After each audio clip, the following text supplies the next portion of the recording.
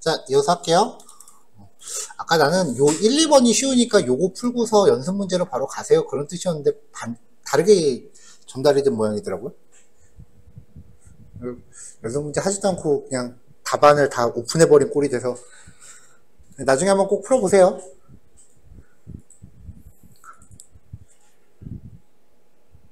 자, 3번, 4번, 5번은 나중에 추가한 거라서 교환에 따로 내용이 있진 않아요. HTML 같은 경우에 원래 HTML4에서 XHTML 1.0으로 이제 업그레이드가 되고 나중에 HTML5로 이제 업그레이드가 됐어요. 지금 우리가 하고 있는 게 5고요. 근데 요 간격에서 변한 게 거의 없어요. 왜냐면은 HTML5부터는 필요한 속성이 있으면 그냥 여러분들이 만들어 쓰세요가 돼버렸어요. 그래서 데이터로 시작하는 요 속성이에요. 보통 데이터 빼기 별표 이렇게 표현을 해요. 그러니까 앞에 데이터 빼기 요거까지만 있으면 뒤에 나오는 속성 이름은 내가 필요에 따라 마음대로 만드는 거예요. 그래서 모든 HTML 태그 안에 데이터 별 형식의 속성을 개발자가 필요할 경우 임의로 정의할 수 있어요.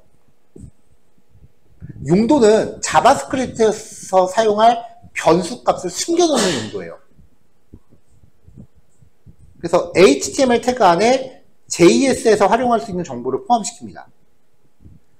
자, 이 속성들은 자바스크립트로 가져온 HTML 요소 객체 데이터셋이라는 프로퍼티 하위에 포함돼요. 자, 여기 보시면은 미안해요. 잠시만요.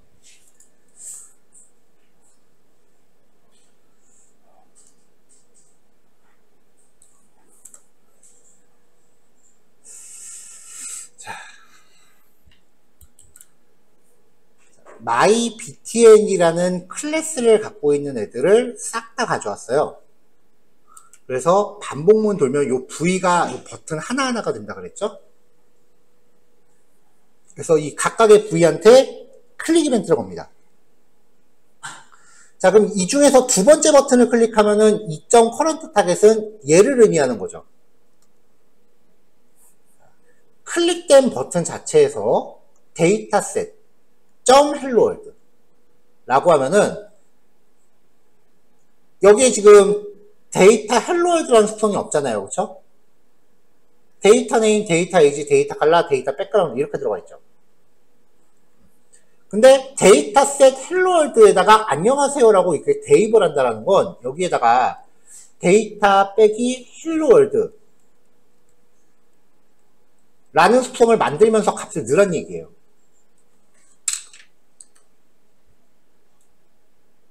자, 요만큼만 실행해 볼게요. 자, 개발자 도구를 열면은 지금 이렇게 속성들이 표시가 되는데 버튼을 누르면은 어떻게 되는지 봅시다. 데이터 헬로월드라는 속성을 만들면서 들어간 거예요. 지금 없는 거에 대입하면 그 순간 만들잖아요. 자바스크립트의 특성은. 자, 그 다음에 이점 커런트 타겟 버튼이 눌러진 버튼 객체에서 데이터셋.name 그러면 데이터 네임 속성의 값을 뽑아오란 얘기예요. 자, 그 다음에 데이터셋.age라고 하면 데이터 age에 있는 요 값을 뽑아오란 얘기예요. 이 값을 각각 변수에 담고요. 콘솔이라는 영역에다가 이름과 나이 문자열로 묶어서 출력을 했어요. 자, 이번엔 데이터셋.test라는 값을 지금 콘솔에다 출력했는데 그럼 데이터 테스트라는 속성이 있어야 되잖아요. 없거든요. 없는 속성을 가져오면 undefined가 돼요.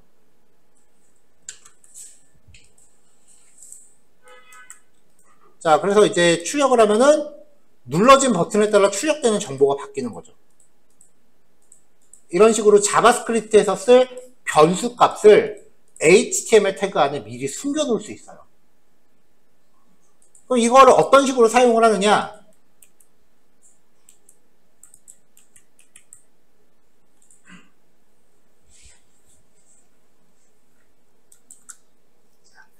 태그에 상관없이 데이터 컬러라는 속성을 갖는 모든 애들을 가져옵니다. 여기 데이터 컬러 속성 있어요. 이걸 반복문으로 돌려요. 그래서 요 V, 반복문에서 원소 하나하나의 스타일리스트의 색상 속성을 데이터셋의 컬러 속성으로 바꿔줍니다. 그럼 요 속성값 자체가 얘네들의 CSS 글자 속성이 되는 거죠. 글자 색깔. 마찬가지로 데이터 백그라운드라는 속성을 모두 가져옵니다. 그래서 각각의 객체의 스타일의 백그라운드 색상 값을 이 데이터셋에서 얻어온 값으로 넣어줍니다. 이렇게 하면 CSS 처리를 이렇게 데이터에 있는 값에 따라서 할 수 있게 돼요. 그럼 얘네가 모양이 이렇게 바뀌는 거죠. 이렇게 이제 CSS 디자인적인 특성을 자바스크립트 변수를 이렇게 집어넣어서 요걸 통해서 강제로 이제 CSS를 만들어줄 수도 있어요. 왜 그런 경우 있잖아요. 다 CSS 특성을 다 똑같이 가져가는데 한두 개만 다른 애들. 그럴 때 이제 이런 식으로 약간의 변화를 줄 수 있는 코드를 추가하는 거예요. 자, 이게 데이터셋이라는 특성이고요.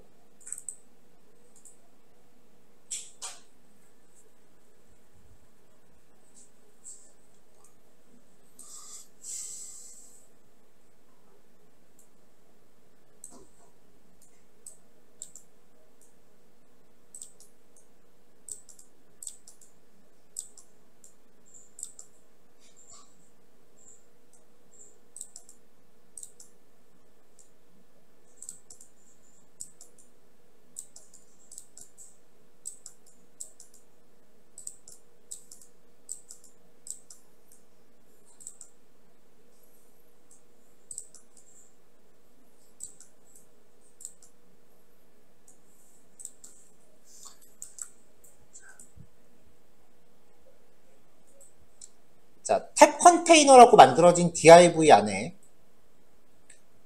탭 버튼 그룹이라고 놓고 링크들을 쭈루룩 놨습니다. 그 다음에 div 태그로 이렇게 각각의 컨텐츠들을 꾸며줬어요. 클래스는 전부 탭 페이지고요. 여기에서 특이사항은 href에 샵하고서 값을 걸었어요. 그러면 이제 보통은 요거 클릭하면 그 위치까지 스크롤이 이동하는 거죠. 이렇게 id 값으로 이렇게 하나씩 연결을 해놨어요. 이렇게요. 이 id 값을 어떻게 활용하는지 보는 게 요 예제의 핵심이에요. 자, 일단 CSS는 다 걷어냈습니다. 네, 그럼 이렇게 나오겠죠?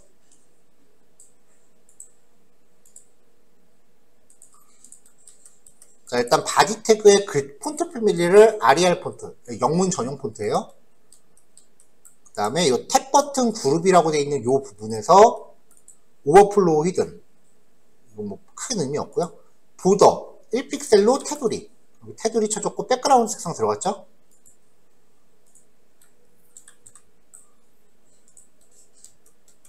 자, 그 다음에 디스플레이 플렉스를 걸었어요. 어차피 다 A 태그니까 가로로 배치되어 있으니까 플렉스를 걸어봤자 지금 큰 변화는 없을 거예요. 그 다음에 요 탭 버튼 링크한테 디스플레이 블록을 줬어요. 왜냐면 링크 사이즈 잡아야 되니까. 그러면 플렉스가 없으면 디스플레이 블록을 주는 순간 애들이 문단화 될 거 아니에요. 플렉스를 줬으니까 그래도 가로로 배치되겠죠. 자, 백그라운드 컬러 이너릿인데 이너릿은 부목과 상속이라는 뜻이에요. 그리고 최소 넓이는 각각 100픽셀.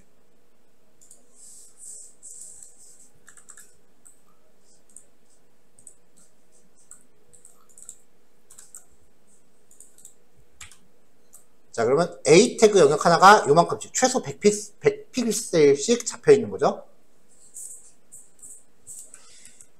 자, 박스 사이즈는 보더 박스. 그러니까 패딩 같은 거 줘도 그 전체 크기 변하지 말라는 거고요. 테두리를 0으로 줍니다. 링크는요. 자, 지금 여기서 보더 노는 사실상 의미가 없는데 그 옛날 HTML은요. 링크가 걸면은 링크에 전부 테두리가 가 있었어요. 그래서 이제 그걸 강제로 빼는 기능이고요. 지금은 의미 없어요. 자, 아웃라인 논. 아웃라인이 뭐냐면, 이것도 뭐 안 줘도 되는데, 링크 같은 경우에 한번 클릭을 하면은, 네이버 가서 보여줘야겠다.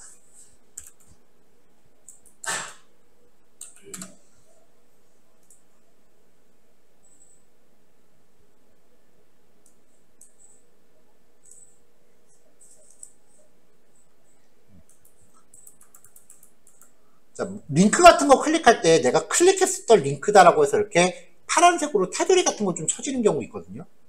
이게 아웃라인이에요. 이런 거를 이제 적용하지 말라는 거고요.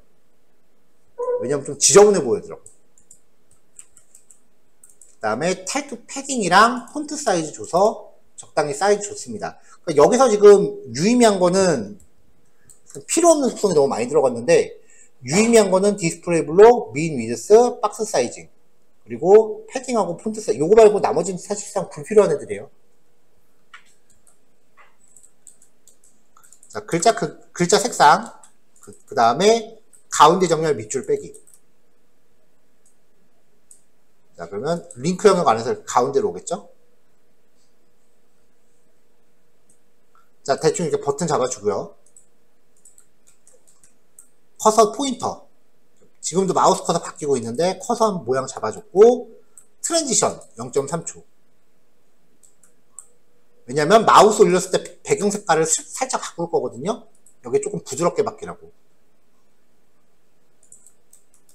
그리고 액티브라는 클래스. 여기 첫 번째 링크에 액티브가 있어요. 현재 머무르고 있는 페이지를 표현할 거예요. 그래서 액티브 클래스를 갖는 애는 이렇게 색깔이 좀 진해졌고요. 자, 이제 여기 페이지 영역 볼게요. 탭 페이지라는 클래스입니다. 여기죠? 자, 패딩 잡아주고 테두리 쳐주고요. 자, 그 다음에 여기 위에 지금 요 링크 영역도 테두리가 이렇게 쳐졌잖아요. 그렇죠? 그리고 밑에도 이렇게 테두리가 쳐지잖아요. 그럼 두 줄씩 겹칠 거라고요. 그래서 페이지 영역은 상단 테두리를 논으로 없애버렸어요. 그러면 아랫부분은 다 이런 식이 되겠죠? 이런 식이. 그럼 테두리 겹치는 게 없겠죠?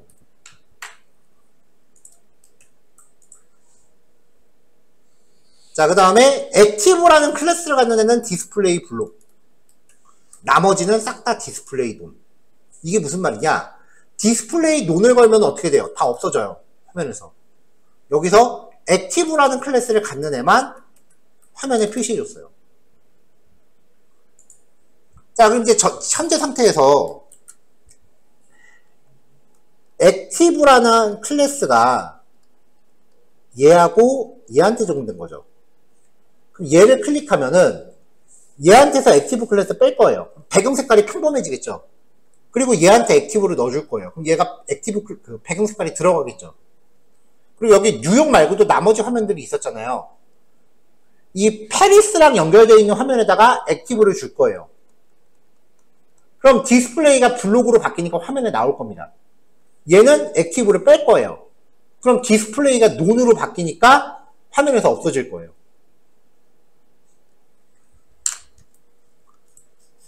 평상시에 모든 탭 페이지는 디스플레이 논이에요. 근데 액티브를 갖는 애만 디스플레이가 블록으로 바뀐 거예요. 이렇게 하면은 액티브 클래스를 넣었다 뺐다 하는 걸로 화면을 제어할 수 있다고요. 자, 버튼에서 뉴욕에서 액티브를 빼요. 그럼 색깔이 빠지죠. 런던에 액티브 클래스를 넣어줘요. 그럼 색깔이 진해지죠. 자, 여기 밑에 페이지에도 뉴욕에서 액티브를 빼요. 없어진다고. 런던에 액티브 클래스를 넣어줘요. 그럼 얘는 나온다고. 이렇게 클래스를 통해서 표시되는 비주얼을 바꿨어요. 이제 이 절차를 자바스크립트로 제어할 거예요.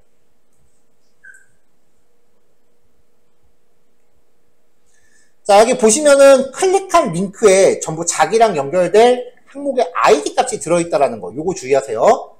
자, 페리스를 클릭한다고 가정해 봅시다. 자, 일단 탭 버튼, 모든 탭 버튼, 얘네들. 자, 이걸 가져와요. 탭 버튼을 가져와서 반복 돌렸어요. 그리고 클릭 이벤트 겁니다. 자, 그럼 얘는 이제 인덱스 번호가 0, 1, 2, 3이겠죠? 자, 현재 클릭된 항목의 인덱스 번호를 일단 복사를 해놨어요. 자, 그 다음에 클릭된 자신한테 적용되어 있는 href 속성 값을 가져와요. 아까 이걸 페리스라고 하자고 그랬죠? 이렇게. 이걸로 가정을 했어요. 자, 그러면 이제 일단 여기까지만 확인해 보면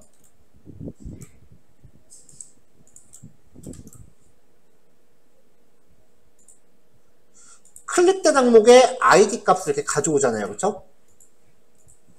href 값을 가져왔으니까 href 값을 출력했는데 href에 처음부터 이렇게만 걸어놨죠.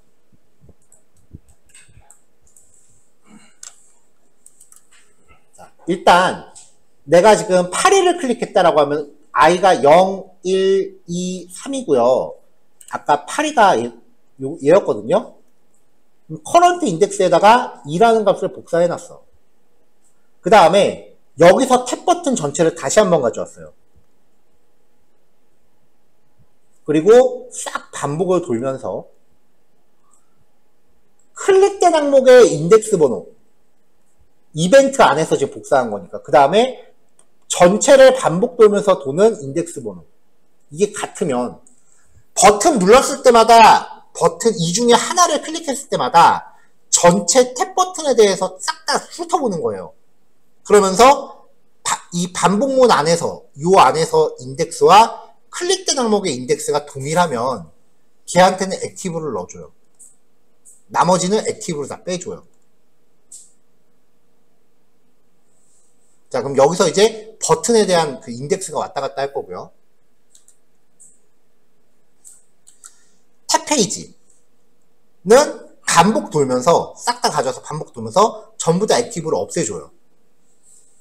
그럼 일단 여기서는 배경 색깔이 일단 설정이 바뀔 거고 여기는 모든 컨텐츠 화면은 일단 다 화면에서 안 나오겠죠. 자, 이게 그 다음에 하이라이트야. 자, 아까 링크에 href 속성 값을 미리 추출해놨죠. 이 값이 샵 페리스였다고요. 이게 지금 문자열 값이라고요.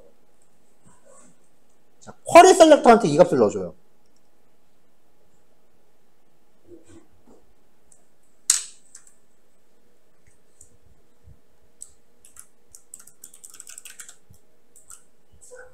이렇게.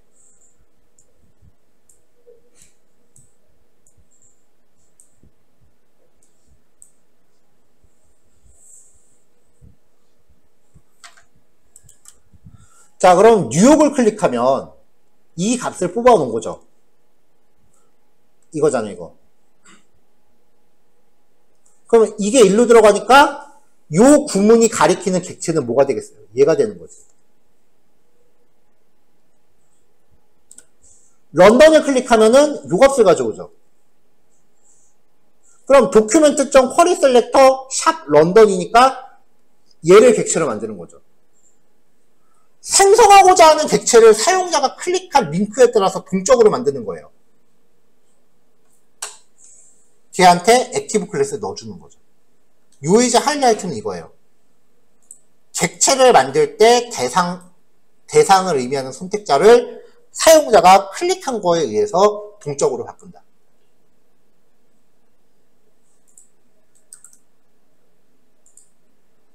그럼 이제 탭 페이지가 완성이 됩니다.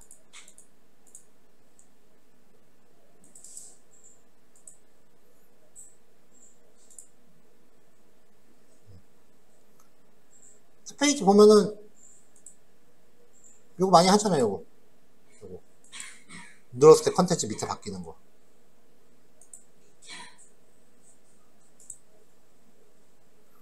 요런 화면이다라고 하면은 여기 밑에서 상세 정보, 구매평 왔다 갔다 하잖아요. 요거 만든 거예요. 탭 페이지.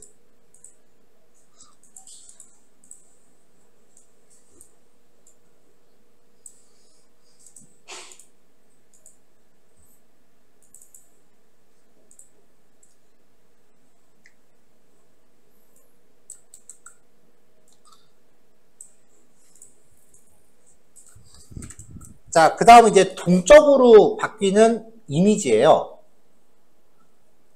실행 결과 보여드리면 이미지가 하나 뜨고요. 1초마다 이미지가 바뀌어요. 각각의 이미지에 클릭했을 때 넘어가는 페이지도 바뀌어요.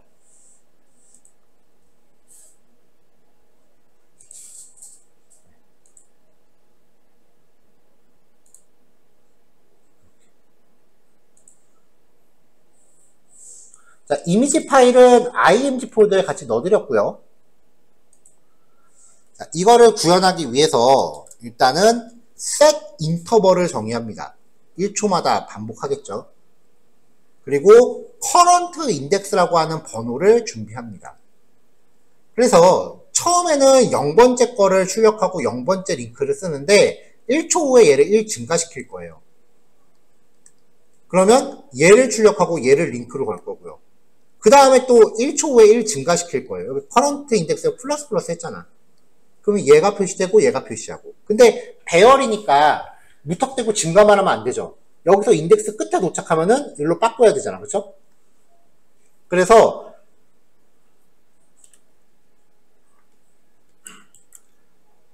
배너 img 그림이에요. img 태그. 요 녀석의 set attribute src 속성을 img 리스트의 current index로 겁니다. 처음에 0부터 시작하니까 얘가 되겠죠. 자, 그 다음에 배너 링크 이에요. 이 녀석의 href 속성을 URL 리스트의 current index로 겁니다. 얘도 지금 0이니까 얘를 걸겠죠. 그 다음에 1 증가했어요. 1 증가했죠? 자, 전체 길이는 3이에요. 그러면 1은 3보다 크거나 같다. 아니니까 if은 패스. 1초 후에 다시 와. 그럼 아까 여기 1 증가해놨죠? 이번에는 얘네 두 개 값을 각각 적용해 줄 거예요. 그리고 여기가 또 1 증가하니까 2가 됐겠죠. if은 패스. 1초 후에 다시 와. 그러면 요번에는 얘네 값을 링크에 적용해 주고 1 증가해 3이 됐죠. 자, 그럼 이제 3이 배열 길이보다 크거나 같다. 맞으니까 인덱스 번호를 0으로 다시 돌려요. 그럼 1초 후에 다시 오면 0번째부터 다시, 요거부터 다시 하겠지. 어떤 숫자가 순서대로 이렇게 증가를 하다가 일정 범위 안에서 다시 가야 된다. 지금 여기서는 배열의 길이가 3이니까 0, 1, 2, 0, 1, 2, 0, 1 이렇게 사이클을 돌아야 되는 거잖아요. 이때 제일 많이 쓰는 루틴이 요거예요. 1씩 증가시키고 최대값보다 크거나 같아지면 0부터 다시 시작해라. 자, 특정 범위 안에서 사이클을 돌고 싶으면 어떤 수를 3으로 나누면 나머지의 범위는 0에서 2 사이입니다. 어떤 수를 5로 나누면 나머지의 범위는 0에서 4 사이죠. 네, 그걸 응용하시면 돼요. 1 증가시킨 다음에 길이로 나누면 자, 얘가 아무리 증가를 해봐. 0부터 시작하면 0에서 증가시키면 1이고 1에서 증가시키면 2고 이때마다 길이로 나눈 나머지를 취해요. 0 나누기 3 하면 나머지 0, 1 나누기 3 하면 나머지 1, 2 나누기 3 하면 나머지 2, 여기서 증가해서 3 하면은 3 나누기 3 하면 나머지 다시 1. 배열 1씩 증가시키고 배열 길이로 나눈 나머지를 취하면 인덱스가 이 안에서 하나씩 이렇게 돌아요. 왜 게임 같은 데 보면은 메뉴들 이렇게 떠다닥 있잖아요. 방향키 눌러서 이렇게 아랫방향으로 딱 움직이면 메뉴 선택되죠. 그 다음에 맨 끝에 도착하면 다시 맨 처음으로 사이클 도지. 그때 쓰는 공식이에요. 그래서 이런 if문은 이런 공식을 쓰면은 조금 더 수월해질 수 있다.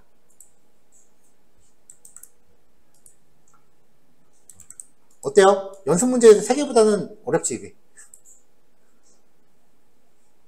자, 오늘 요거 3개까지 정리해서 마무리 하시는 걸로 하고요. 내일은 이제 HTML 탐색과 생성 그리고 폼 요소 이렇게 한번 봅시다. 네, 여기까지 할게요. 수고했어요.